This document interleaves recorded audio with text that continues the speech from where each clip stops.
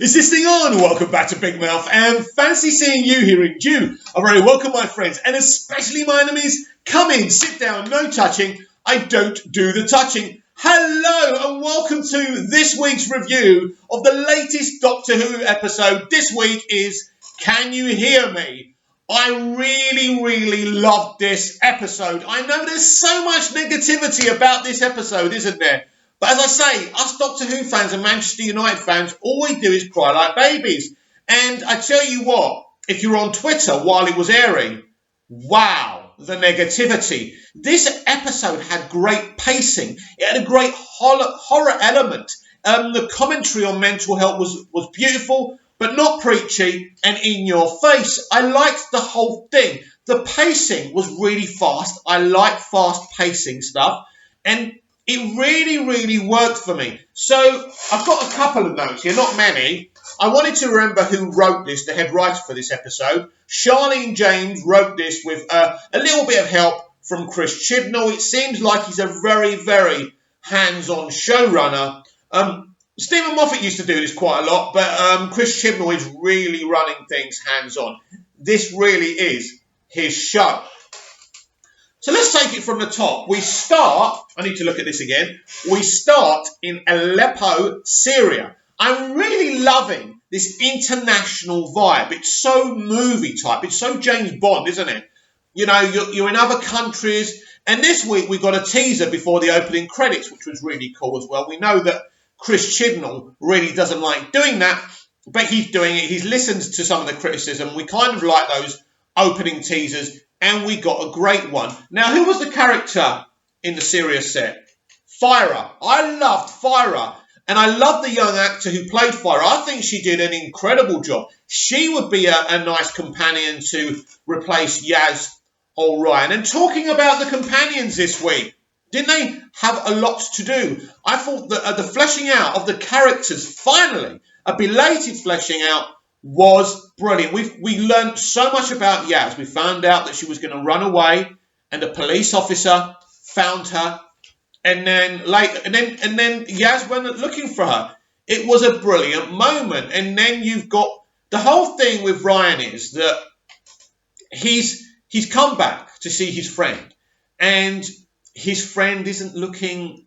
He's looking in trouble. Because basically what's going on in this episode, everyone's having nightmares. And in one of the nightmares that Ryan has, his friend says, "Wait, you came back too late." So what starts playing on Ryan's mind in this episode is the whole thing that maybe how long can he keep on travelling with the Doctor? I loved it when Ryan is having this discussion with Yaz near the end there on the TARDIS.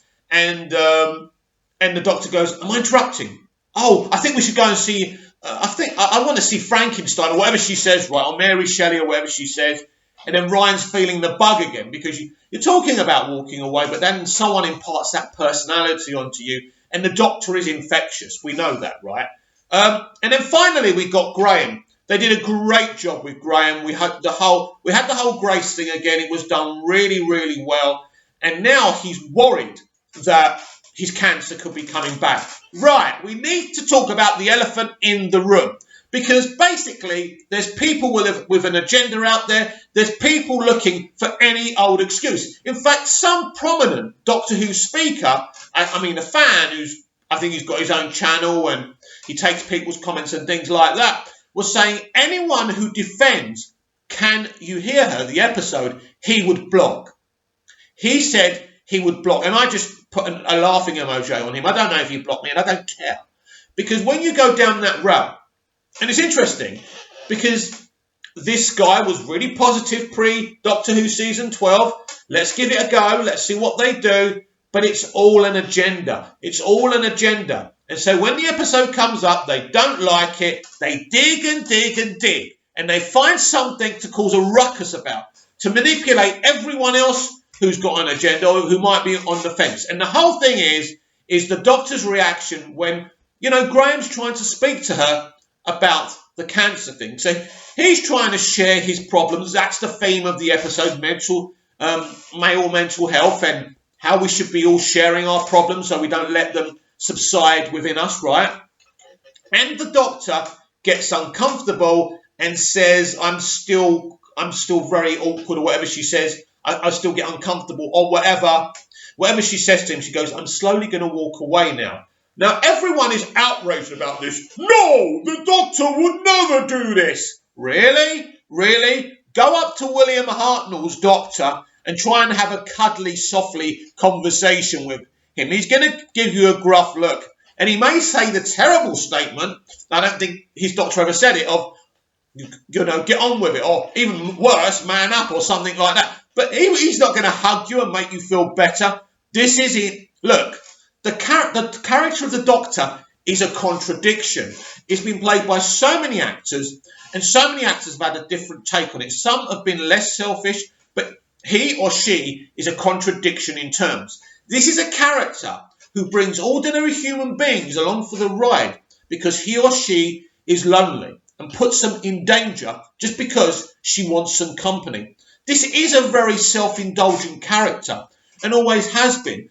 This isn't a pure-hearted hero. Sometimes the Doctor's more pure-hearted than others, but at the end of the day, the Doctor is selfish and isn't very good with feelings. That's the Doctor. In the olden days, the Doctor never even used to hug anyone. The other day I was watching Sarah Jane leave the Fourth Doctor.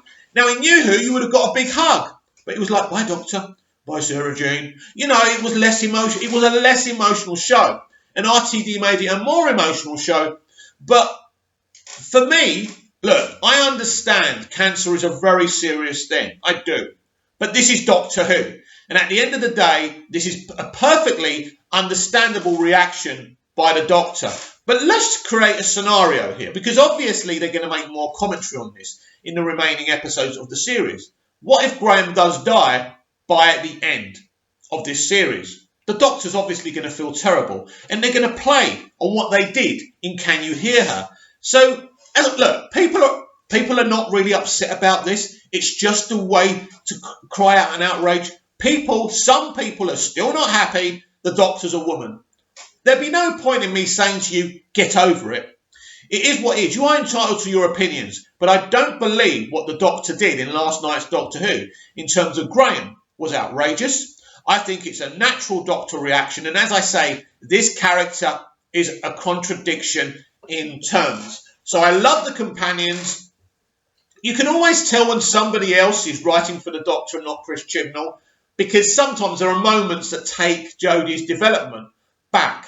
And I think sometimes in last night's episode, there was issues with that, but I'm really liking her a lot more. Her Doctor is coming out a lot more. And as I say, I can't really wait to see how this whole timeless child, timeless children, is the Master and the Doctor related? And how can I forget this? What about that moment when the Doctor had her moment and she saw this little girl in a desert place? Was that Gallifrey? I don't know. They didn't give a clear kind of close-up on the little girl. I think everyone's saying it. It's obviously the Doctor. I think the Doctor is one of the timeless children. She is the timeless child. And I've told you before what I think. I think they took her and the Master from another planet and used them for the ability of being able to regenerate and time travel. And I think that's the kind of thing we're going to see. I also feel that the Time Lords cloned both her and the Master to create more versions to use them. That's what I think this timeless child arc's all about. So basically, what's the premise of this episode? So you've got this guy who can get into people's nightmares, right? And basically he says it himself. He's taking their hopes and he's taking their fears. He loves messing with human beings. I really like this character. And for the first time in Jodie's era, we actually get a villain doing the whole, yes, Doctor, I knew it was you. I wanted to lure you here. And they have this intellectual kind of to and fro. We haven't seen that in Chibnall's era at all. And I think it was great to have a villain and the Doctor talking on the same level. So I really, really enjoyed that element as well. So basically, he invades people's nightmares and basically he shows them their greatest fears. And this is why we got what we got with Yaz and Ryan and Graham. And we saw the timeless child when the Doctor was having her little thing. But then this guy does it. So we see this woman.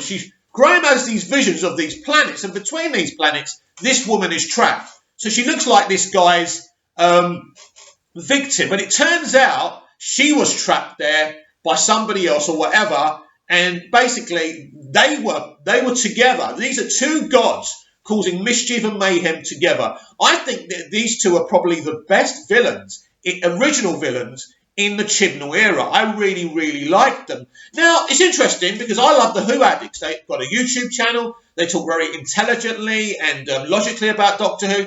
But the account was saying things like, I keep on looking at my phone, I'm not interested in this. Now, again, I think these are really measured people and I respect their opinion. But I was amazed that they found this episode uninteresting and boring.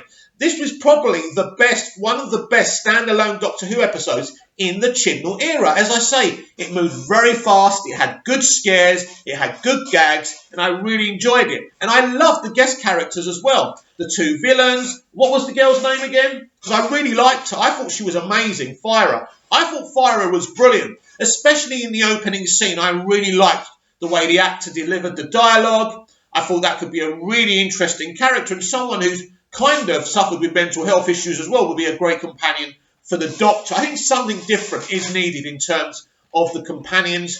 I don't dislike these companions, but because of they've been so unfleshed out, really this week's episode's really the first time we've had a lot of fleshing out with them. I mean, maybe by the end of the season we will like them a lot more. We won't want to lose them. I think they're okay. But it's a very different way of doing the companion thing. For me, it's not that it neither works or doesn't work. They're just kind of there, and that's a shame because I love the actors. I love Bradley Walsh, and I'm so excited he's part of Doctor Who. Well done, Bradley. But I thought this was a really good story. It worked. As I say, I loved Fyra, and Fyra was very pivotal to this whole plot because in the end, she created this monster in her nightmares, and that monster couldn't hurt her, so in the end, it defeated these two gods. And this god, this villain actually referred to the Eternals. So there were some, classic Who references, because it's pretty obvious by now, Chibnall loves classic Who. But everyone still hates him, because he dared to cast a female Doctor. I will say with the stuff with the Doctor and Graham, it was an interesting choice to make. I'm not saying it's not. But I don't think, it's one of those things that if I watched it on my own without going onto Doctor Who Twitter, I would have said, no, damn it, this is not the Doctor. I wouldn't have reacted that way. I did look at the scene and think, does this hit or miss? And I'm not sure yet. I just think it is within the Doctor's character to be a bit awkward. The Doctor isn't an emotional... She and he can be an emotional character. He has been in the past, but I do feel that it's not out of character what she did. I'm going to give this episode... I'm going to be fair, I'm going to give this episode 9 out of 10. Because as a standalone episode, it really worked for me. I love the commentary on mental health. I love the writing. I love the performances and the scope and the funding in Doctor Who since Chibnall's taken over. I have to congratulate the BBC and Chris Chibnall because the production values were always great on the revival, but they're even better now. Made with the best cameras, the best directors. So I'm happy with this week's Doctor Who. I'm interested in the Mary Shelley one. Looks a bit comedic. I hope it doesn't kind of go to the funny route too much. But I'm interested to see what they're going to do with that. But next week is really important because basically there will be a big leading. I know this for a fact near the end of the episode for the 2-part finale. So you can't miss it. Watch it. Don't, avoid spoilers because it's going to be massive. So what did you think of this week's episode of Doctor Who? Can you hear me? I loved it. I was entertained. I was compelled. And I think this is a much more improved season of Doctor Who. And with so much funding going into this project, you can see why they do a year on and a year off, because there's a lot of money going into this show, which means the BBC are making a lot of money out of it. But of course, the fandom menace and the ones who are still upset about the Doctor being female will not take their foot off the pedal, the hand off fifth gear, until they make their point. And they make their point again and again and again. And it's just contrived opinions just to create a negative atmosphere, and I'm bored of it. So please comment down below, like, share and subscribe, share the video, share the channel, and I'll be back tomorrow with even more Doctor Who content. See you then.